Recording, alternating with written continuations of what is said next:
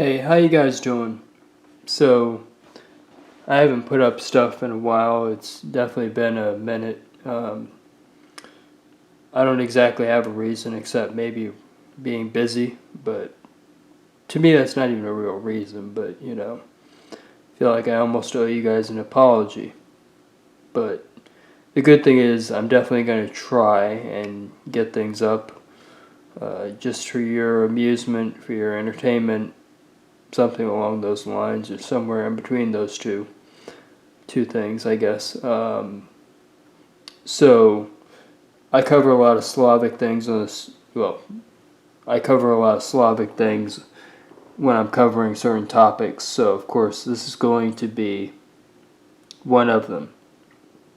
You can go see that video about Chifir, the Russian or Soviet prison tea, and you can see that's definitely something that I talk about. So the next thing, in addition to that, Ukraine and other things, would be the Russian language, because the Soviet Union and the former Russian Empire definitely had a hand in making Russian the language of interethnic communication, which is an interesting idea when you think about it, because Russia and China are both countries that have a huge number of ethnic groups.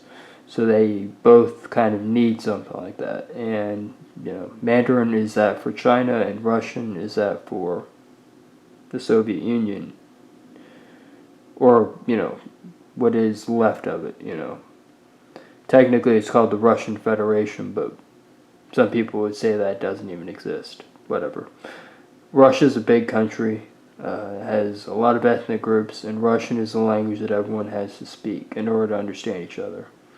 So, it's an East Slavic language belonging to the Balto-Slavic branch of the Indo-European language family. It is one of the four East Slavic languages, and it is the native language of the Russians.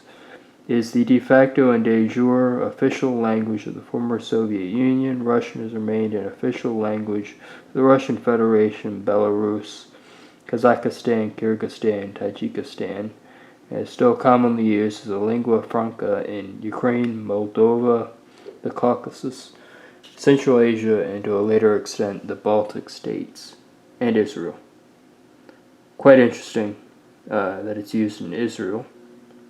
And influenced Hebrew. I should cover that.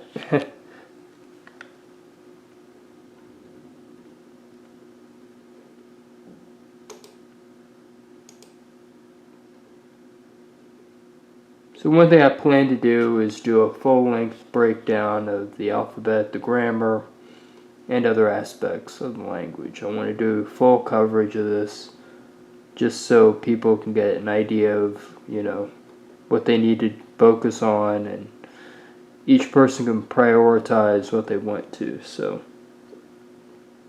my goal is to definitely help people with this and other things, because I like helping people with this. I like helping people to learn, because giving people the tools and not necessarily doing everything for them. But yeah, you can see the reflection in the screen, but yeah, so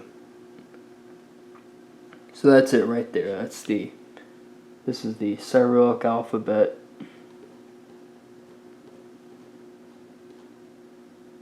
And there's definitely some familiar and some unfamiliar letters in there.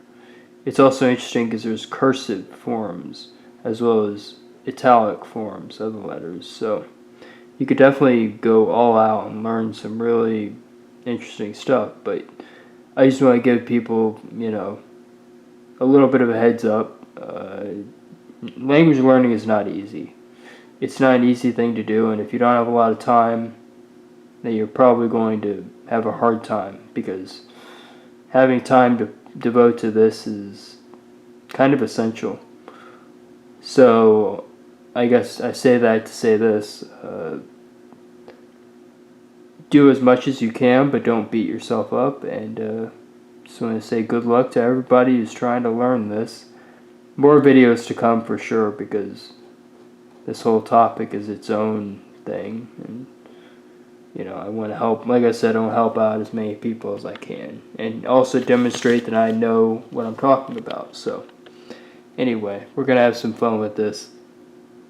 And everything else too, of course. I'll see you in the next one.